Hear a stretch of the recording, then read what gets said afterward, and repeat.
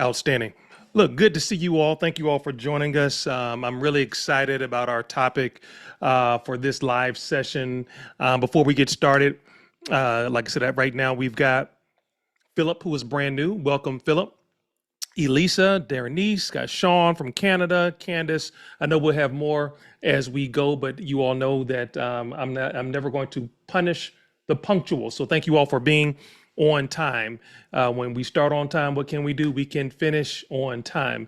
To give you a roadmap of what we're going to do on tonight, this lesson or this session is near and dear to me because we're on the we're still kind of in the glow of Father's Day from last week. I had an amazing Father's Day, and I heard so many different things from so many different fathers on last Father's Day and I've been wanting to do this. I got another topic that I want to do a series on, but I heard from so many different fathers and I saw so many different messages that I really couldn't think of a better time than now to go ahead and do a series on fatherhood. And I know we have a lot of women on the line, and that's great. I was hoping that would happen because sometimes women have to play dual roles, we have many who are married, okay, and your husband's at home and you have kids. When listen, this is whether your kids are grade school age or elementary, preschool, whether your kids are at home, or maybe you're like me and you're an empty nester. We all have, as men, as parents, as fathers, and we'll go through this on this evening. Our obligation to be a good parent, to be a good father, does not end at the age of 18. Okay, so wherever you stand, whether so if you're married and your husband's not on tonight, go to once this recorded team cleans up the recording, let your husband watch it. Because there may be some things that we share on tonight that can benefit you all in your relationship. Okay, so thank you all for joining. As always, please make sure you are in your environment of success, meaning you've put away all the cats, dogs, rats, raccoons, whatever you got, put them up. Focus. Please don't be watching the game and doing your Worthy of Millions Masterclass. Try to lock in for the next few minutes. Second, make sure you have a journal, something to take notes with, something to write down ideas with. I think there will be something said on tonight that can hopefully benefit you and bless your life on tonight. Okay. And as always, at the end, I want to have your comments and or your questions. Okay. I want to have your comments or your questions. So again, welcome to everyone on tonight. Good to see your voice on tonight. All right, let's get started. Guys, listen, I'm good at a few things. I admit I am good at a few things, but I will pat myself on the back for this one small thing. I think God allowed me to be great at being a dad, and it was intentional. My desire to be a great dad was intentional. During my marriage, we both wanted to be young parents. We wanted to have children early in our marriage because for me, I didn't want to be 65 years old trying to play basketball with my son. Now, listen, this is my perspective. This was a choice that we made as a couple at that time. So there are some who wanted to have kids later in life. So please don't be offended by this part. I'm only sharing with you my story, my thoughts at that time. I wanted to be a young father. I always imagined myself playing basketball with my son, playing golf with my son while I was still athletic, and so I was an early father. I was a father at an early age. And then um, my ex-wife, she came from a large family. There were six children in her family. I come from a large family. There are six kids so we didn't want to do the big family thing, and so Brandon was born, and it just changed my life, and we would have probably been done had Brandon been a girl because we both wanted a girl. But we said, let's try for a girl. God blessed us with Haley. And then it was official. I was officially done, right? Y'all can let your minds run with that. Man, I was officially done. Okay.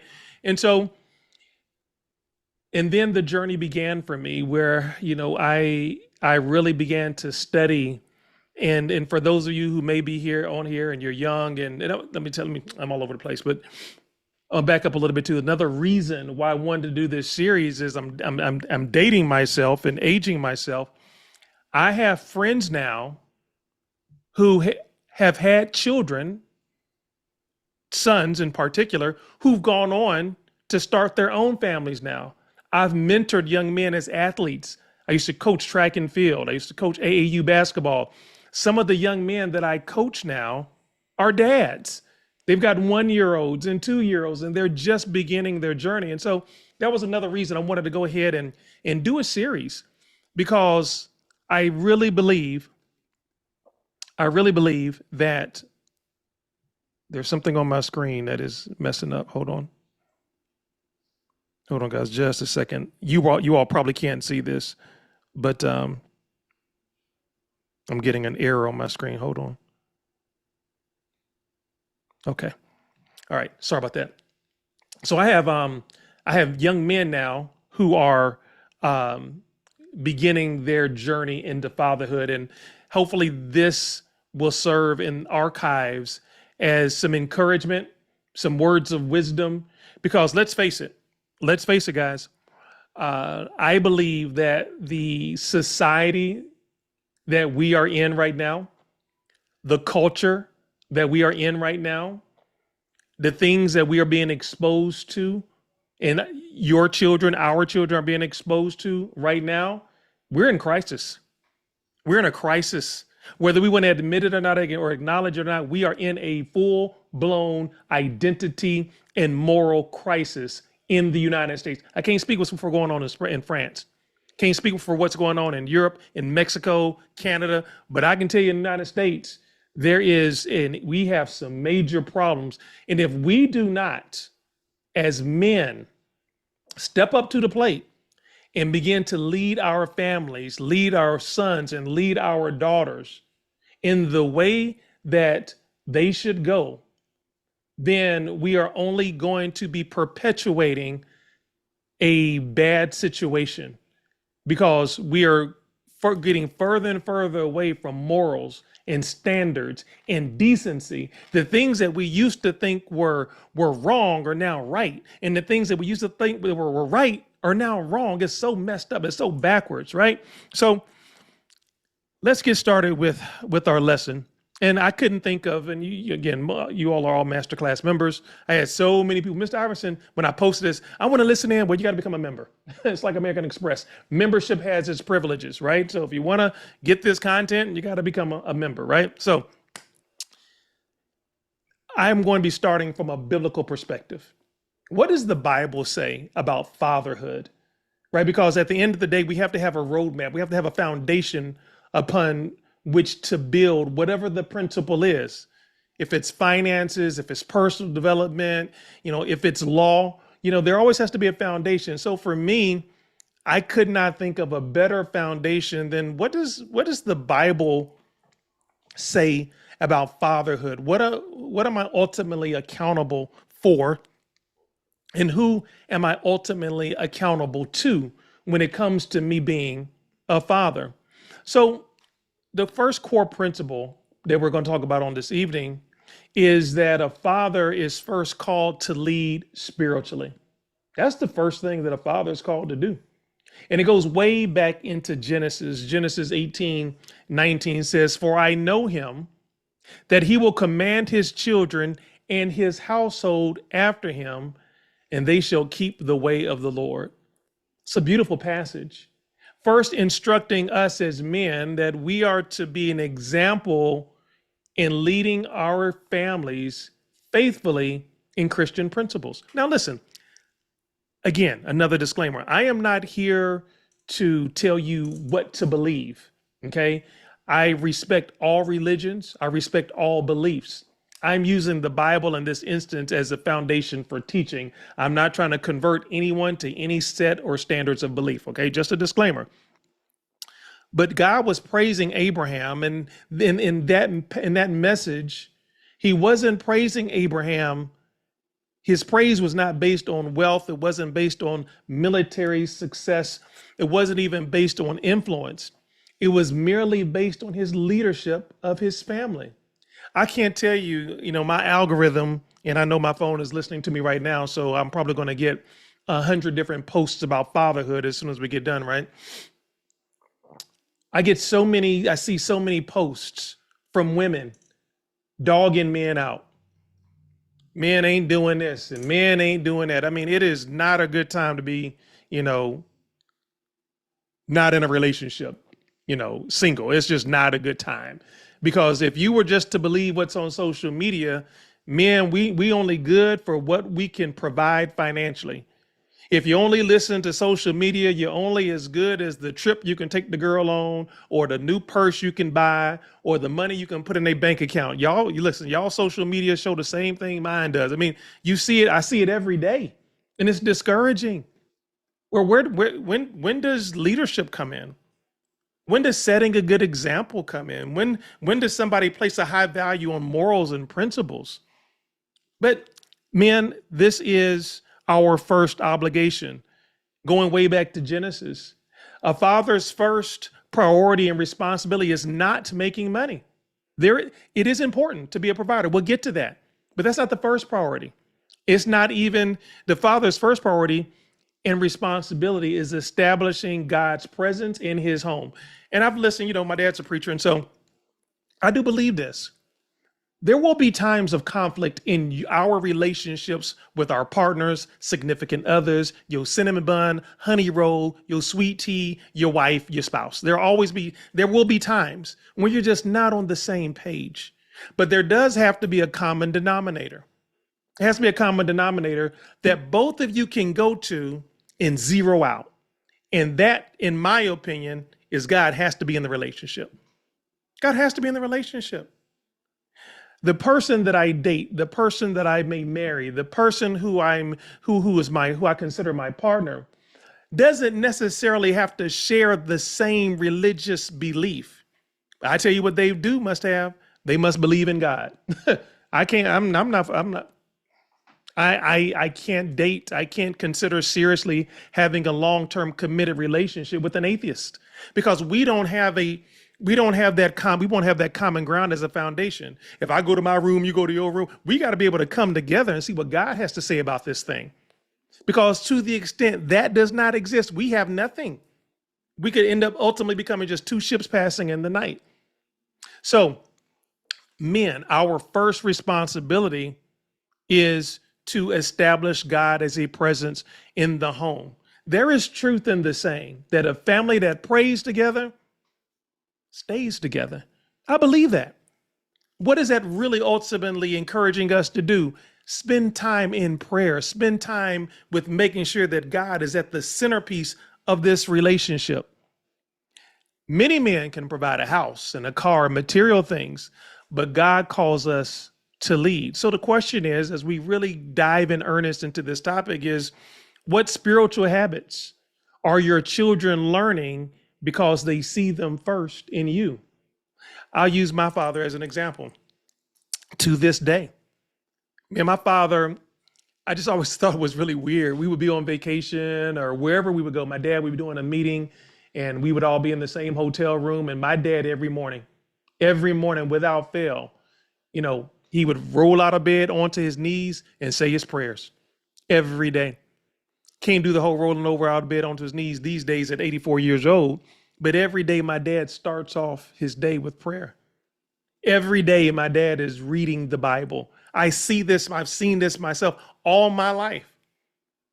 So that's one of the principles. Now, I'm not as consistent as my dad, but I do have biblical material, spiritual material all around me. On my desk right now is a worksheet on 30 days of meditation, with different scriptures and different things we can meditate on, read, ask, reflect, and pray.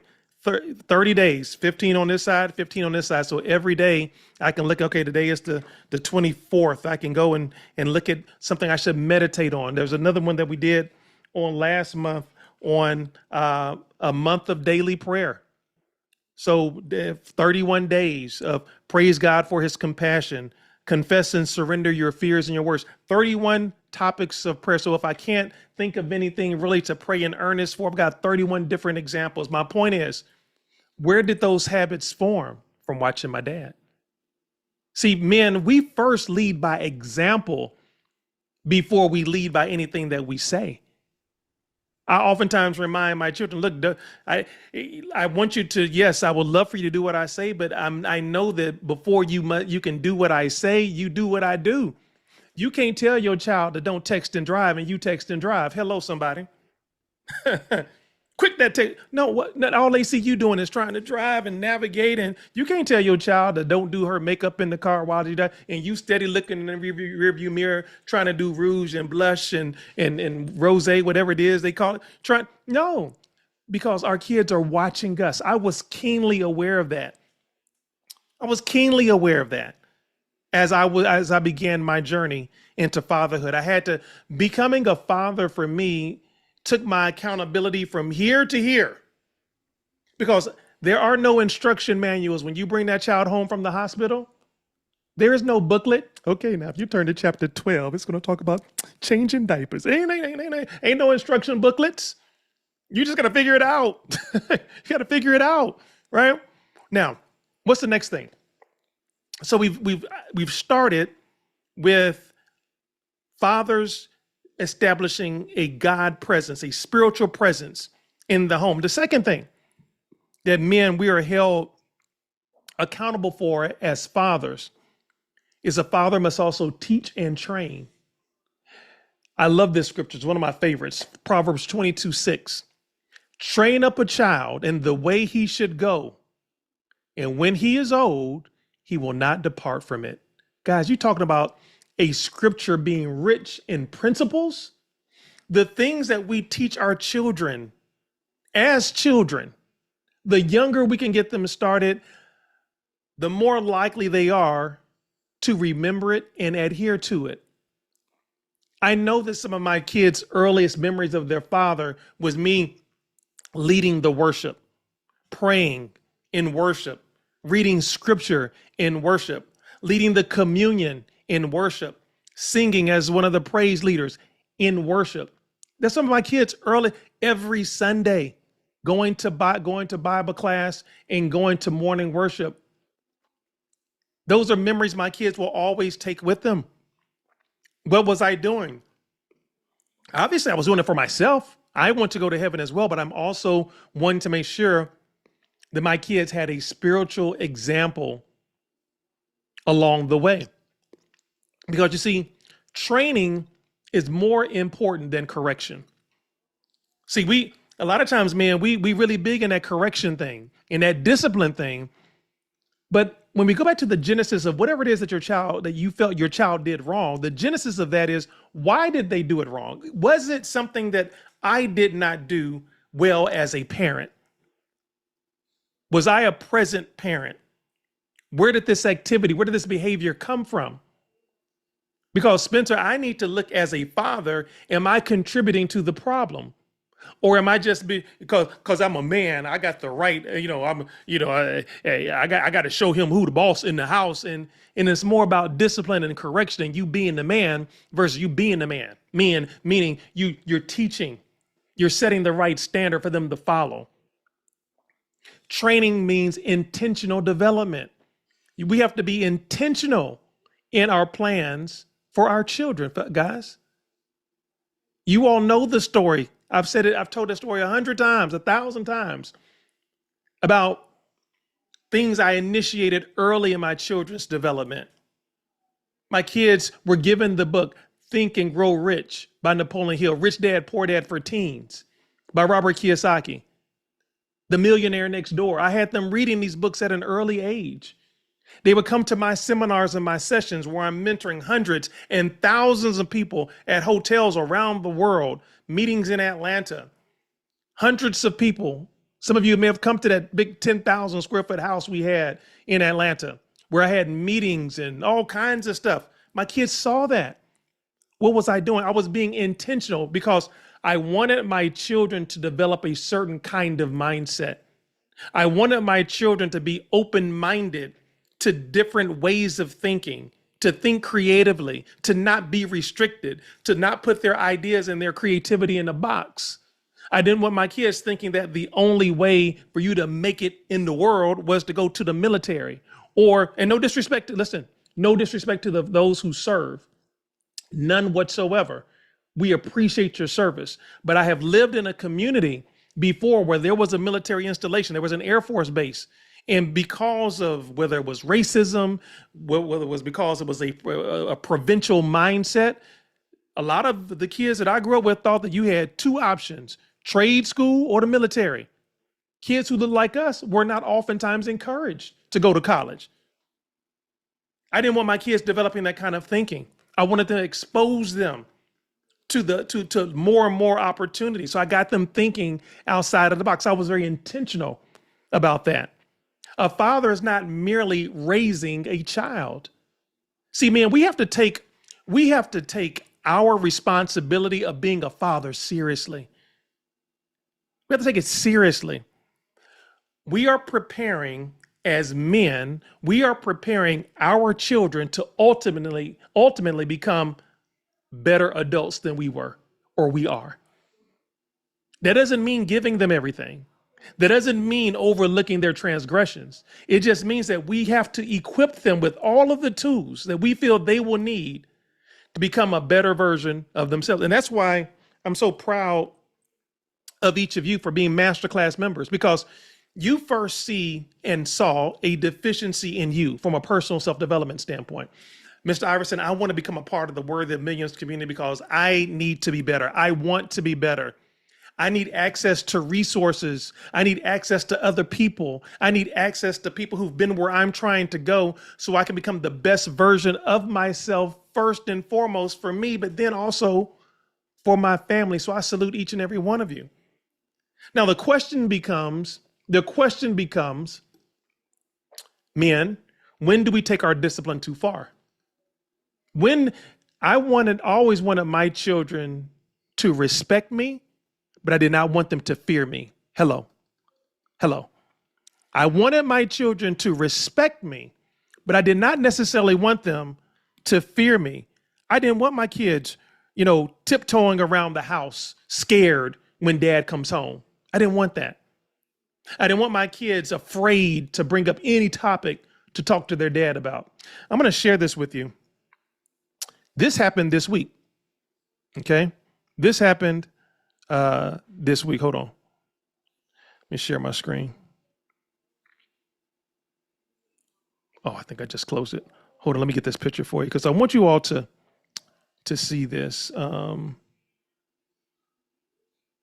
Let me go back and pull it up. I closed it out. Hold on.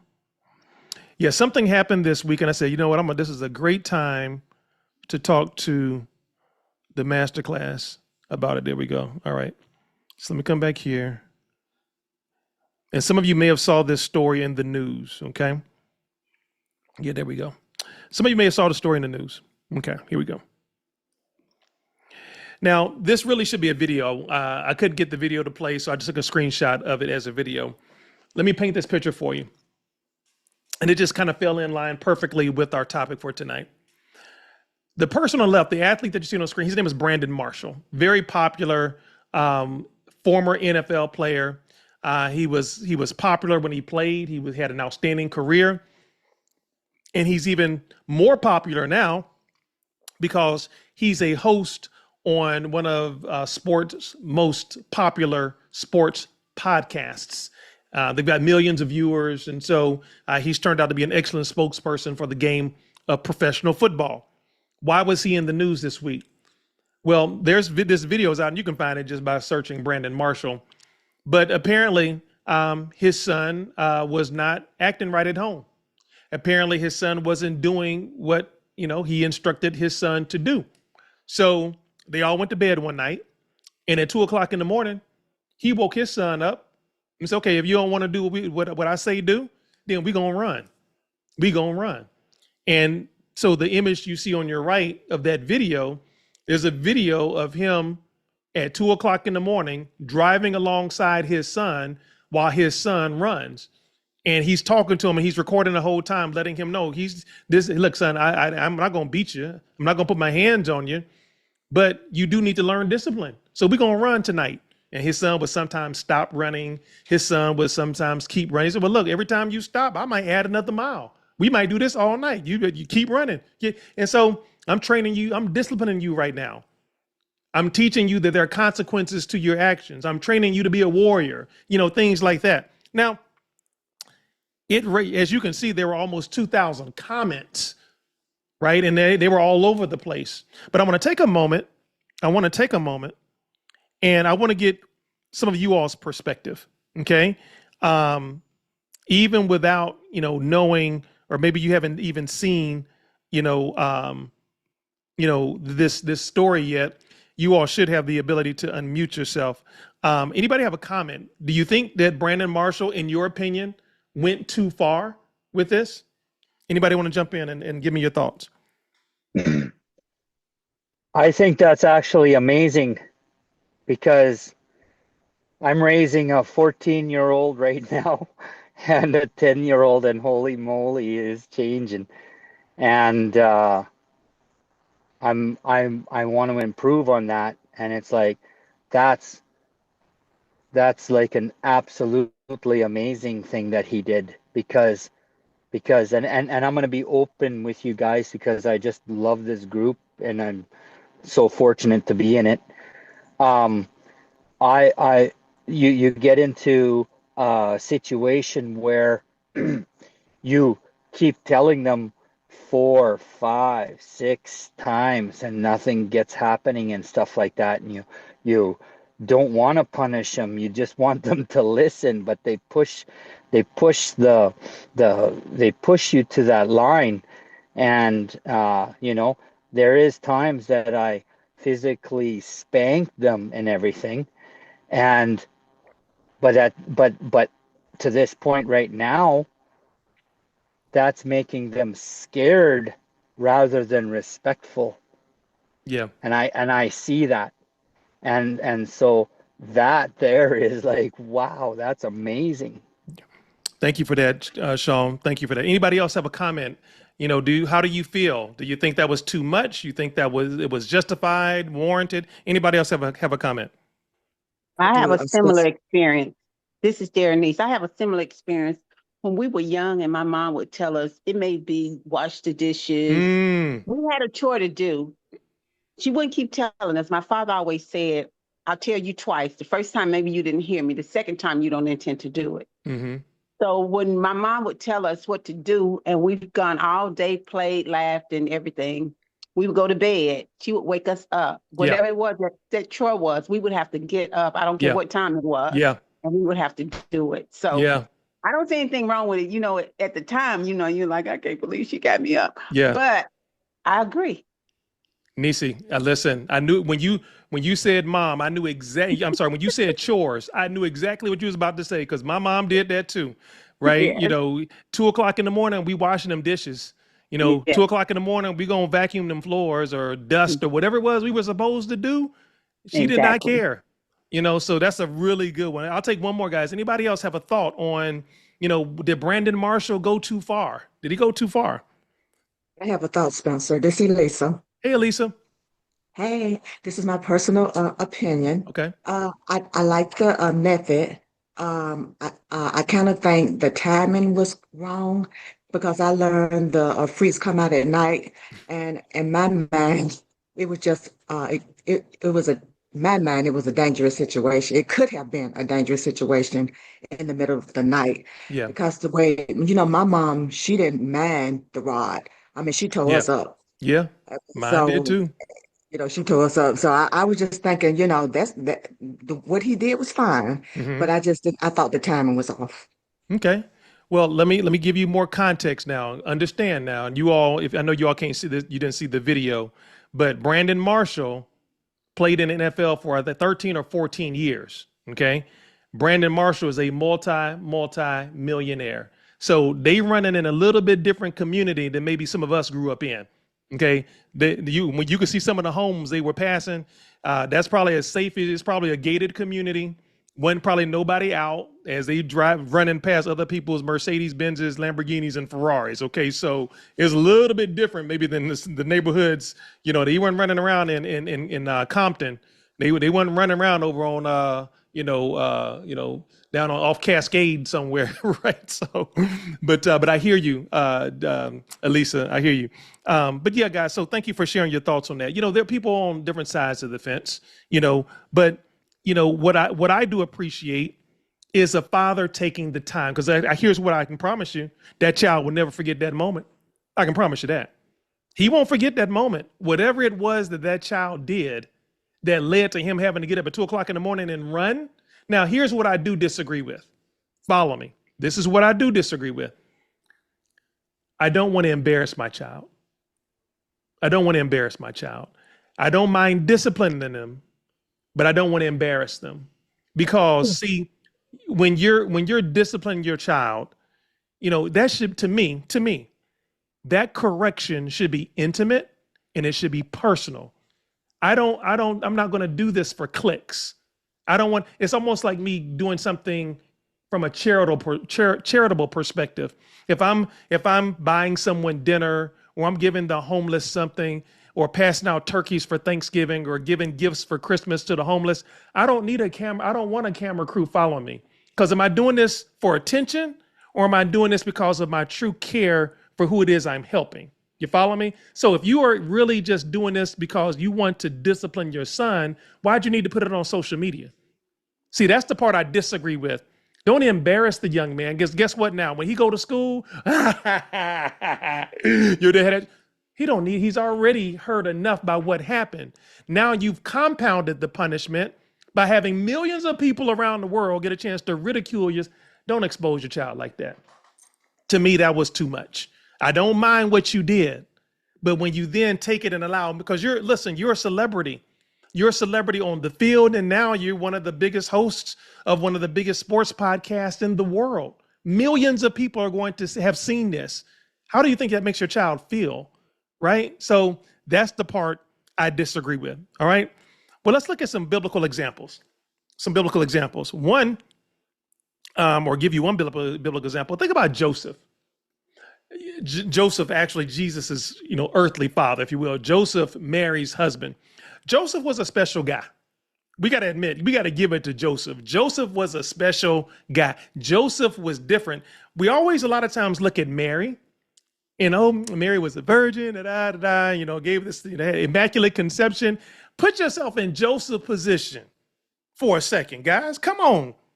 Wait a minute. She was a virgin, betrothed to be married to Joseph, who I'm sure is looking forward, for many reasons, to his wedding night. Only to find out that his bride, his soon-to-be wife, is pregnant. Now, it don't matter what era you lived in, pregnancy happens the same way, whether it was today or 20,000 years ago, happened the same way. So can you imagine what Joseph was thinking? Like, what in the world, right? And so the Spirit of the Lord had to come and, let him know, he had explained things to him before Joseph went off, whatever. But so I always have mad respect for Joseph. But Joseph is one of the greatest examples of fatherhood because Joseph protected Jesus.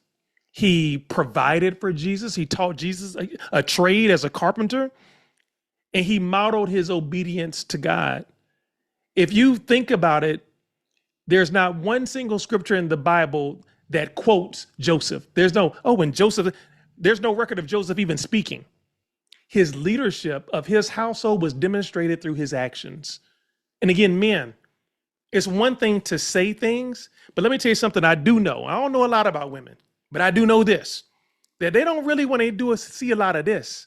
They are more concerned about what you do. The tongue in your mouth and the tongue in your shoe must be going in the same direction. Anybody can talk. Show me you love me. Show me you've changed. You apologize. Show me you're sorry. Right? That's what women want to see. And Joseph led by example. So children learn more from us as fathers by what we model, by what we do, more so than what we say. So point number 3, a father must provide. 1 Timothy 5:8. But if any provide not for his own, he hath denied the faith and is worse than an infidel. Fellas, if you out here just going around making babies, man, come on, man. And not providing for them. Now, Nick Cannon is a special situation. For those of you who, been living under a rock, Nick Cannon, very popular, on-air personality, wealthy because of his celebrity status, and has prided himself. I know my numbers are going to be off, but I'm close. I think he's got like 10 or 11 children from 7 different women. It's just like, there's this running joke that, man, ladies don't walk by Nick. You might become, he brags about it. And women who have gotten impregnated by Nick Cannon knew that that was his reputation. Not married to none of them, got babies by all of them.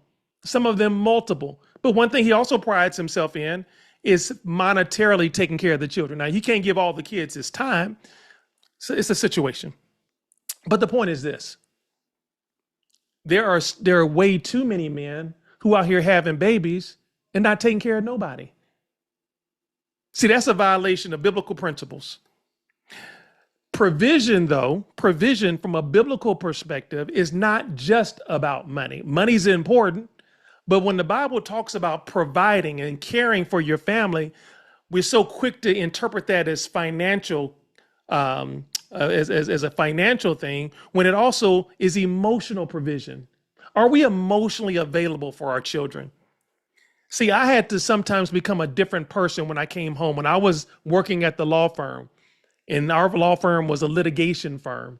And litigation just means that, you're always preparing for court. You're preparing for trial.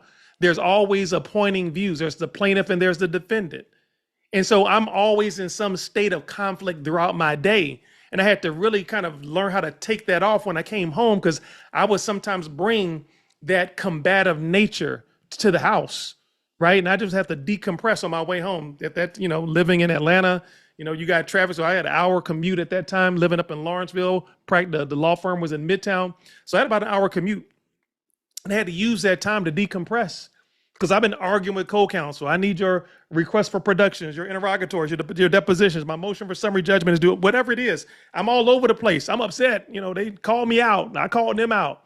They gave me some special Bible verses. I gave them some special Bible verses. Anyway, I had to calm down. I didn't want my disposition and my energy to be off because of what I did at work. Are you emotionally available for your children? Of course, we are to provide protection. I'm a Scorpio. That is my nature. I'm going down with the ship for my kids. Listen, I pray God he does not put me in this situation. I really do. But if it comes down to where I got to fight or do harm to somebody physically in defense of somebody that I love, lock me up. Lock me up.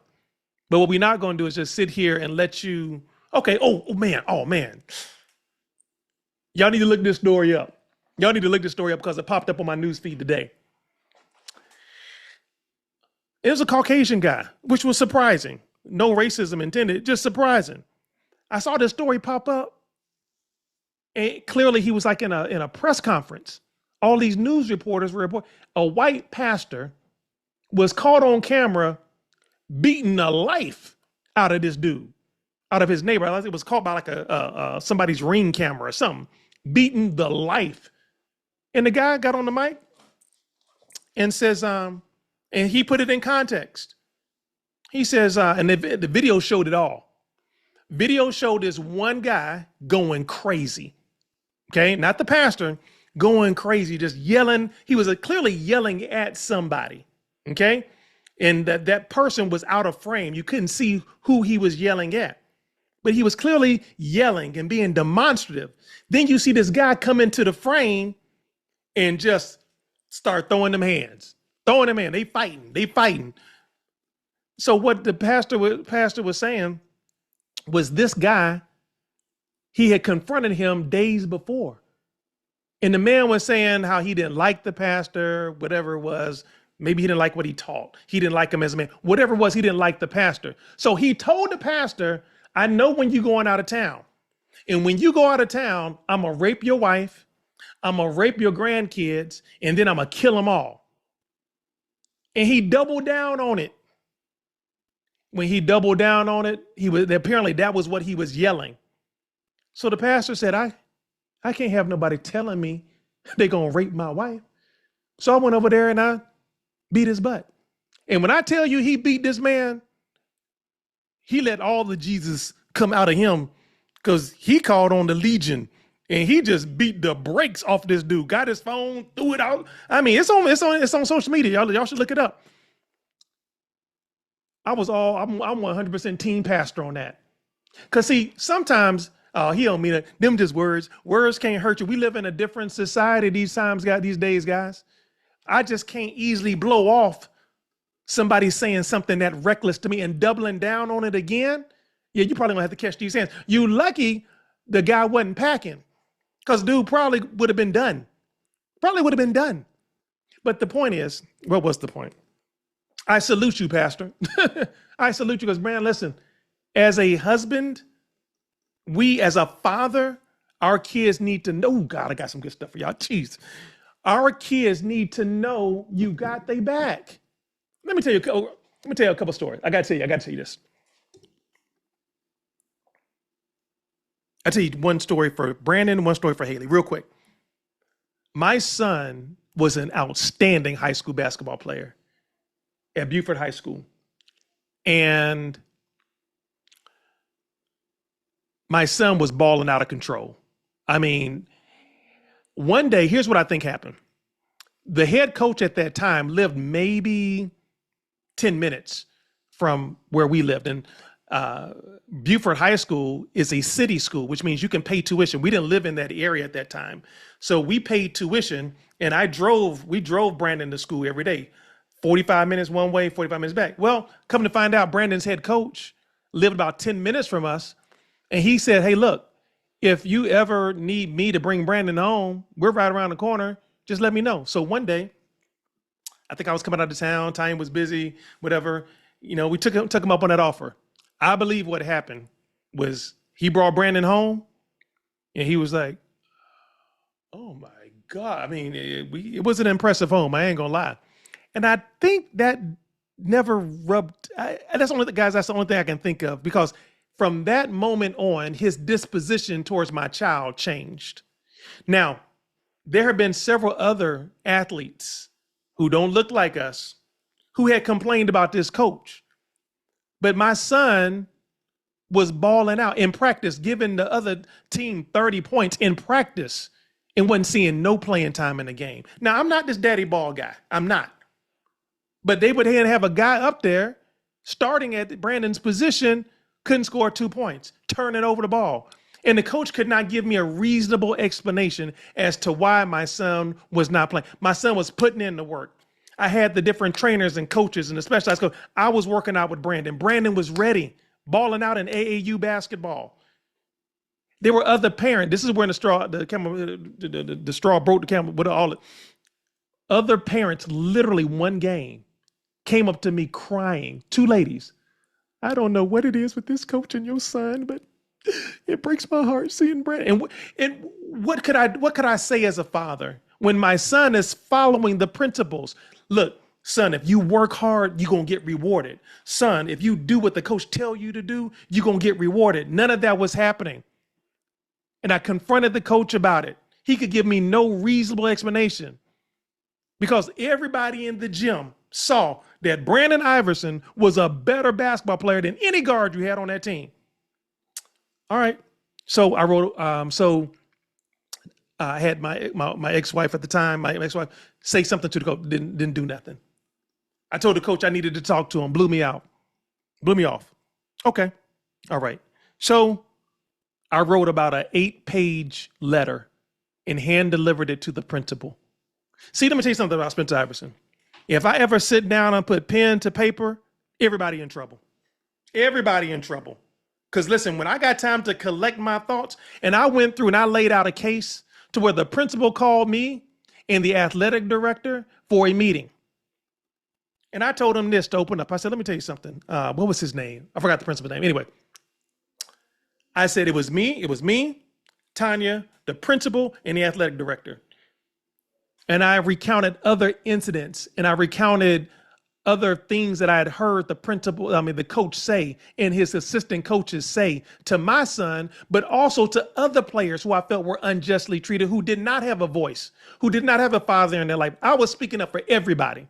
And I told him this. I gave this school every opportunity to prevent this from happening today. Brandon's mother, she asked for an audience. Didn't work. We called. It didn't work. We emailed. It didn't work. Now you got to deal with Mr. Iverson. And when you see Mr. Iverson show up, what that means is all other possible solutions to rectify this situation have failed, and you now have to deal with me. That's what you're reading right there. The athletic director had not read the letter, so the principal gave him a moment to read the letter. I cannot make this up. The athletic director started crying because my son was already a celebrity at Beaufort High School because of the notoriety Brandon had brought to the school from a national presence on the businesses that he had built. By that time, Brandon was a junior in high school. By that time, Brandon had Beaufort High School on 2020, 60 Minutes, Steve Harvey Show, Tom Joyner, you name it, Brandon was on it. And to know that this was happening to Brandon Iverson at Beaufort High School, long story short, we left that meeting. Within 1 week, every single coach from the varsity all the way down to ninth grade, fired. Goodbye.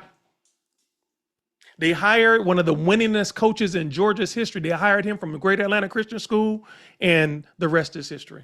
Brandon went on to have an amazing senior year. They won the region title, almost went to state, but my son had an amazing senior year experience.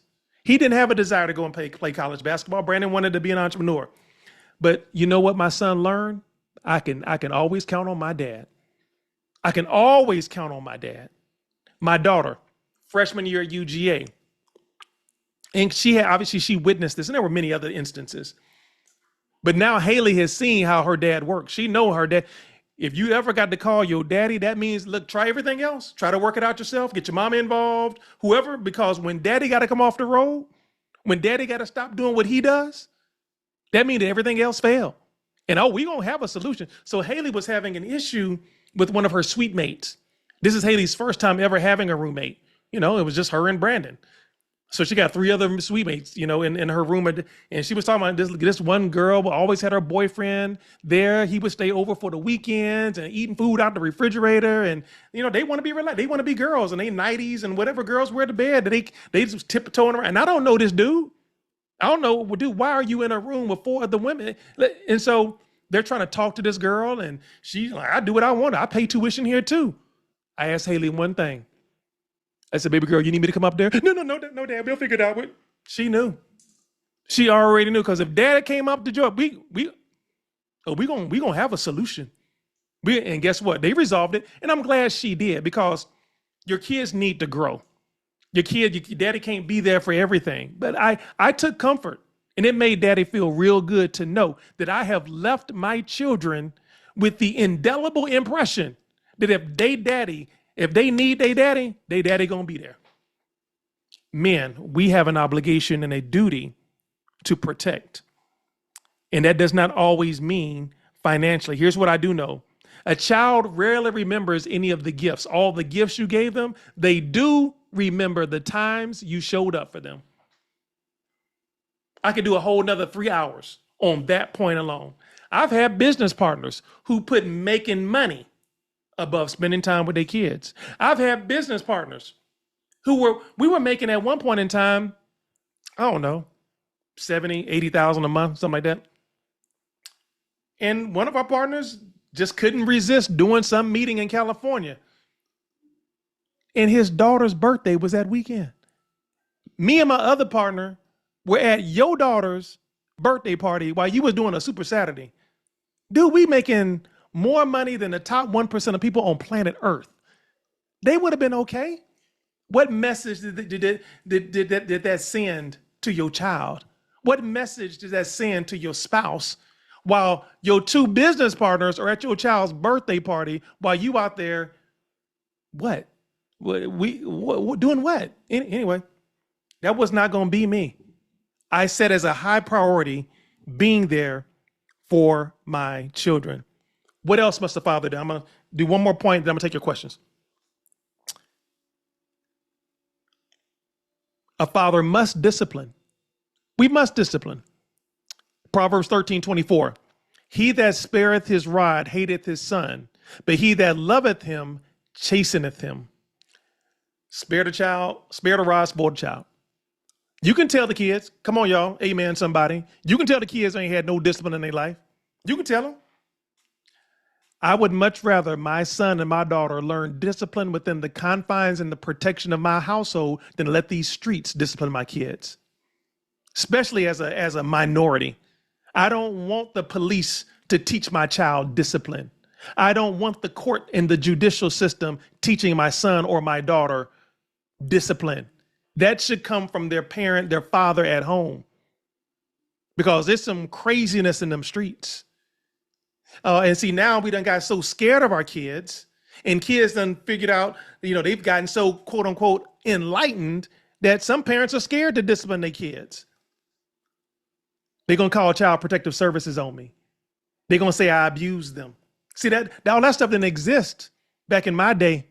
My mom would sometimes make us go pick out the switch. Y'all don't know nothing about that. Go get me a switch. See, I don't know about it. Man, listen, my dad had a belt when he whooped us that had holes in it for extra aerodynamics. One of them barber belts. See, y'all, listen, my children, Brandon and Haley, each got one whipping in their life. And both of them were for the same reason at different times. Both times they disrespected their mother. I wasn't gonna stand for that. Now you ain't gonna live under my roof and talk back to your mama. And you have to know your children, right? Brandon and Haley, after that, I could look at Brandon and Haley. They knew whatever line had been drawn and established by the parents in this house, you was towing it. One more step and you over the line. So again, that wasn't a fear. That was a respect. I didn't want my kids, again, I even told my kids this: don't ever lie to me. Don't ever lie to me. Because I didn't want my kids to feel like they couldn't be open and honest. I told them this, I said, I will never spank you for telling me the truth, but I will beat your butt for lying to me.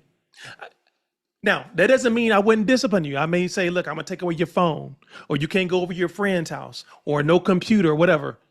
But I will not spank you for telling me the truth. I didn't want them feeling like somehow, some way they had to sneak around and create some kind. Because see, I can work with the truth. We can figure out what happened with the truth. But see, that lying, yeah, we're not even gonna play with that one.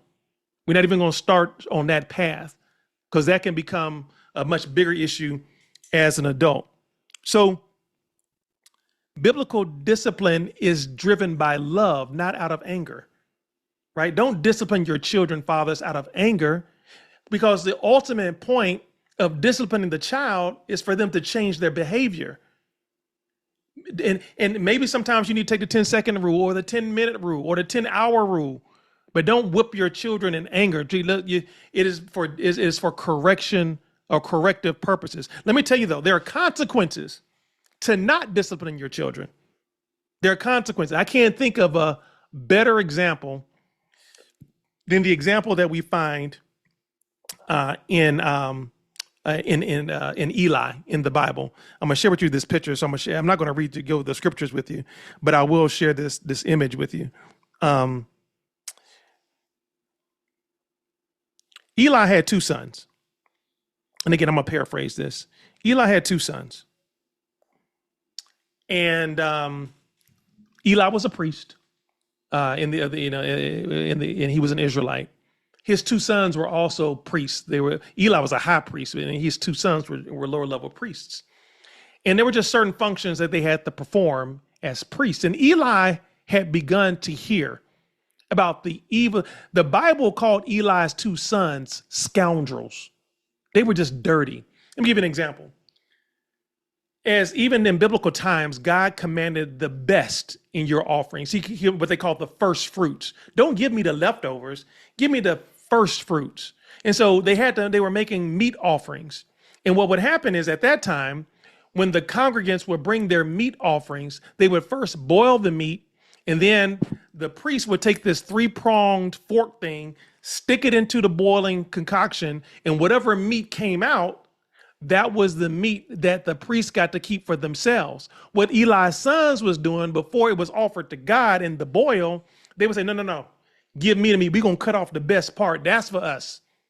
And God was like, yo, man, what y'all doing? That's not giving me the best. You taking the best for yourself and giving me the leftovers. They were sleeping with the women at the temple. They were stealing money from the treasury. And word came to Eli, and he went to his sons like, man, what are y'all doing? Y'all need to stop. But he still did not discipline them. So one day, Samuel, who was staying with Eli, heard from God.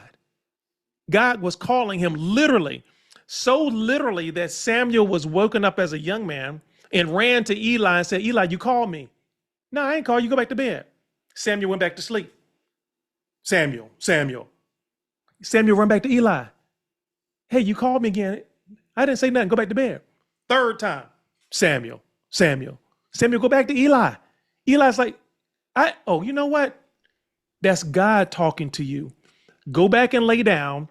The next time you hear your name, say, Lord, I'm here and I'm listening. So Samuel went back to bed. Samuel, Lord, I'm here, I'm listening. And God told Samuel what he was about to do. God told Samuel that I'm about to exact my retribution against Eli and his sons because they've gone astray. And certain things are going to happen for you and certain things are not going to happen for Eli. And Eli's like, oh, snaps. He feels like he's conflicted now. Like, I can't, I'm learning, I'm being mentored by Eli, but I got this information from God. Like, So they wake up the next morning. Eli calls Samuel in like, listen, I can't continue to mentor you if you keep things from me.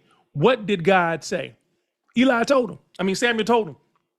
God said he going to exact his vengeance, his retribution on you, for something you not doing that's incongruent with his will.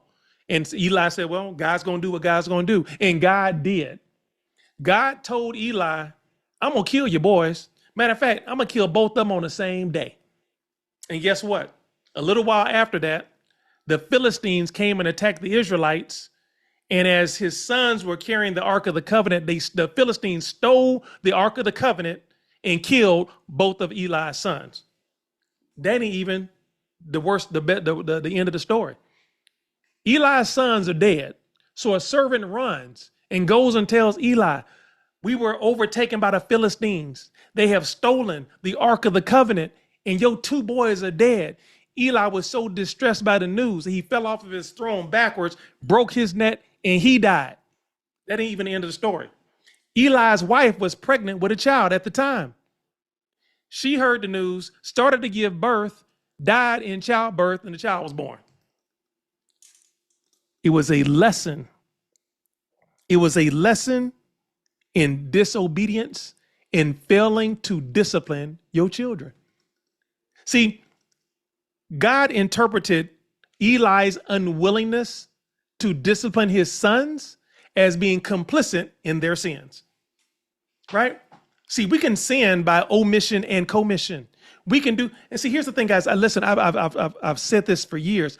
I don't want something bad to happen to my son and my daughter because of something their dad did, right? Think about it. Go back to Daniel.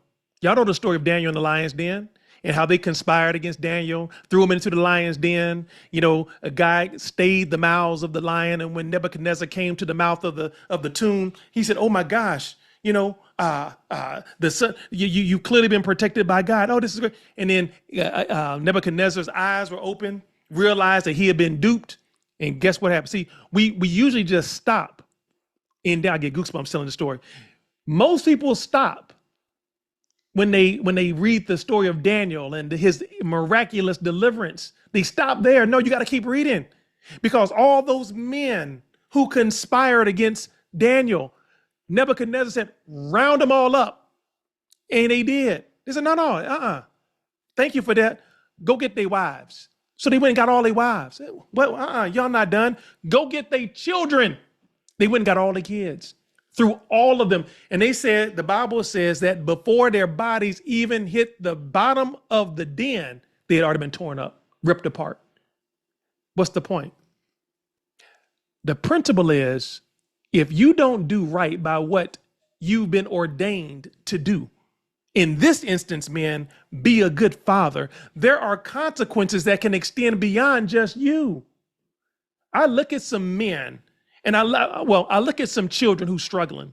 I look at some children who have lost their way. I look at some children who seem to just be just out there. And then I go back and I retrace steps and I go back to what does their household look like? I look at what has their father done, or is their father even present? And sometimes, in some instances, I can see these principles reenacting themselves through the lives of the children. It really should not have been on the kids to be living this hard. It should not have been on the kids to be faced with failure after failure after failure. But it is on them because daddy didn't do right. Come on, man. We wonder sometimes why our kids are stuck. A lot of times it's not because of them. It's because of you. Spencer, don't put that burden on your child. Don't put that burden on your children. Do better. Because the Bible has shown examples of principles where men have failed to live up to the standard that God wants them to live, and the consequences can fall on your children.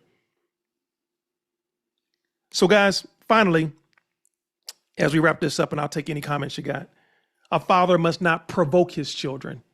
Ephesians 6:4 says, and ye fathers, provoke not your children to wrath, but bring them up in the nurture and the admonition of the Lord. I can't stand it when either parent seems to be just agitating the kid.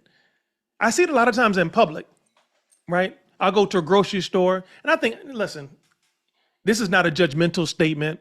It is what it is. It's personal to me. I don't like it when parents cuss at their kids. I just don't. It's very immature.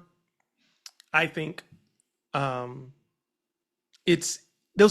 are hard words to me for a kid to, and all of us can go back to our childhood, and all of us can go back to things that people, particularly parents, have said to us, and some of those things just cut. I'll be looking through the grocery store for whatever. Little 3-year-old. If you don't sit your raggedy motherfucking bed, I'm like, God, dog, what? Who are you talking to? The child is 3. They supposed to grab at the cereal.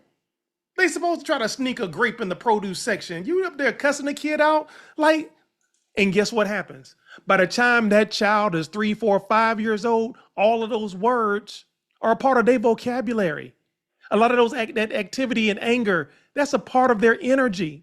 And now you wondering why they cussing the teacher out. They cussing friends out. Where you get that? They got it from you. Look at the mirror. They got it from you. And so when the Bible says train up a child in the way that they should go, so that when they're old, they will not depart from it, that presupposes that we're giving them positive training. But some of us are giving their kids negative training. And as they get older, that's all they know to do. And very few have broken that cycle. Very few. And it becomes cyclical over generation after generation. We are in 2026 and we are still hearing people say, I'm the first kid to graduate from high school from 400 plus years. And you the first? That means there's a generational problem. There's a generational problem in the examples that we are setting for their kids, where we in 2026 and you the first child to graduate from high school, not college, high school. Somewhere along the line, I believe that a father, a present father is missing. Now, I'm not disrespecting mothers. I promise you, I know women, I know many women who wear multiple. I'm talking tonight specifically to men. If you're going to have a baby, be a man, be a father. You and mama may not even worked out. That's okay. That still should not prevent you from playing an integral role in the life of your child. I don't get it. Anyway, how can a father provoke his children? You can provoke your children by constant criticism. God, it hurts. God, some of us are where we are based on negative things people told you can't do this. You must think you smart or something. You know, people just dream stealing because daddy didn't do it. You can't do it. Favoritism. Guys, listen, don't play one child off of the next. I had a relative who used to do that. Oh yeah, God, you don't set the table like your brother. Oh, your brother made an A in this class and you failed. Oh, he's just so much smarter than you. Oh, Timmy looks so much better than you. His hair curly, yours nappy. Listen, don't compare your children. Don't play favorites. Here's a big one.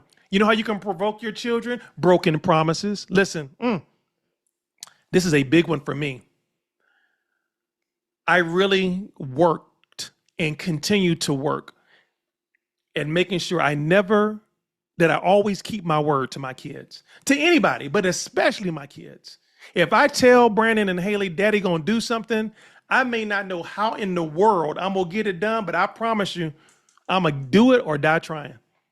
Why? Because this principle right here means a lot to me. Doing what I say I am going to do, because I remember what that felt like. I'm gonna tell y'all a real quick story for me. And again, I've talked to my mom about this and it's no big deal, but it was a big deal for me at the time.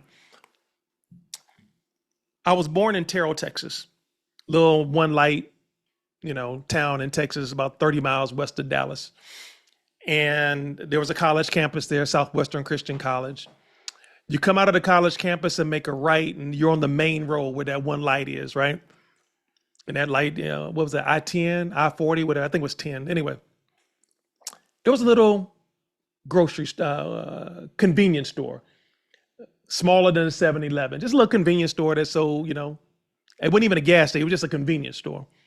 And we would always drive by there. And sometimes we would go in there and get gum or M&Ms or something, And we went in one day, and at that time I was an airplane fanatic, Like I love things. I would make paper airplanes. I was just all consumed with anything having to deal with flight. And they had what's called a balsa wood model airplane with a rubber band propeller, and you would throw it and it would just, listen, I had to have it. So one day, and it was hanging up in the window. I think it may have been like 50 cents, whatever it was. And I told my mom, I said, Mom, I want one of those. Mom, can I please have one? Not today, but I'll get you one, right? All right. So we left. I don't know. It could have been weeks, months later. Our school was having an outing, and you can bring a Frisbee, football, baseball gloves. I wanted to bring that airplane. And my mom had already told me she was going to get it. So one day we're driving back to campus, and I reminded her that I wanted that airplane. And she put on the blinker, turn it. And then I don't know what happened, what altered the decision, but she turned the blinker off. I said, you know what? Not right now. Devastation. Oh, I must have cried for days. I went to that school function outdoors in the park, and I'm a grown man, and that feeling just crushed me. Oh my gosh. And I remember telling my mom that, and it was just a moment that we shared. In the grand scheme of my life, did it alter the course of my life? No, but what I took away from that, and what I take away from that, is that when I would remember that feeling. So when I would tell my kids we're going to Disney World, or yes, we can go on tomorrow and get those shoes, or yes, when I come home, we can go and shoot some baskets.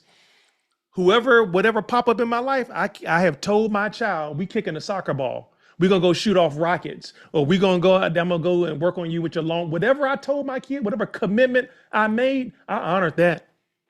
Because I didn't want my kids to have that same feeling. It hurt. So one way that we can provoke our children is by constantly breaking promises, being emotionally absent, being harsh, being a hypocrite, right?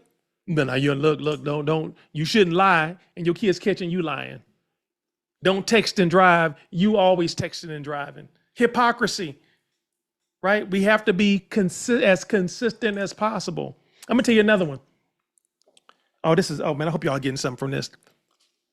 I believe that adult conversations should stay on adult ears. I'm gonna repeat that. I believe that adult conversations should stay on adult ears. My children's mother and I had a rule that in the presence of our kids, we don't talk about other adults. Whether we driving home from church, whether we were at home, if we had to say something about Mary and Mike, we wanted to make sure that, you know why? Because our kids were being raised to respect adults. Now, we might not respect them adults, but y'all got to. Kids today, some parents treat their kids like they their best friend. Shaniqua, sit down. Let me tell you. Shaniqua, sit down. You know, man, daddy ain't nothing. Or Mary, you know, Mary from church. Man, Miss Mary messy. She real messy. You know, because you know when she went over to Sister Jenkins, and Sister Jenkins, girl, what are we doing? What? Your child shouldn't hear that. She shouldn't know nothing about Sister Jenkins and Sister Stevens. What this man is doing, she shouldn't know a lot about your business. I know parents who talk to their kids about everything going on between the mom and daddy. Your daddy ain't doing nothing. He said he was. You can't believe a word he said. What? That child should grow up with thoughts of their dad is their idol, absent any negative things that I may not know about. Even though I'm divorced today, my kids have never heard their father say a negative word about their mother. She's a great woman. She's fantastic. She's a fantastic mother. And I want my son to know that even though things didn't work out between their father and their mother, that we still have love for each other and we still can be amazing parents and respect each other. Because I know that the example that I set and how I deal with their mother is shaping the values of how my son will go into his relationships with his girl, how my daughter will expect to be viewed and treated by the man in her life, by the example her father continues to set. So guys, I know it's a heavy responsibility. I know this. It is not easy being a father, but it is worth it the ways. And so we need more dads who realize that there is an awesome responsibility as a father from God's perspective as we prepare this next generation for the world that is and the world that is to come. So we're not going to wait until the end of next month. I may have one ready to go next week. So stay plugged in to your school messages as I get these guests lined up, and we'll knock out these topics because I'm really wanting to package those and have those as a whole separate categories just for fathers as we try to really enrich our lives and become every single day a little bit closer to becoming worthy of millions. I appreciate you guys. Thank you all for joining us on tonight. Have a great rest of your week, and we'll see you on our next series of part 2 on fatherhood. Take care, guys. Yes, sir.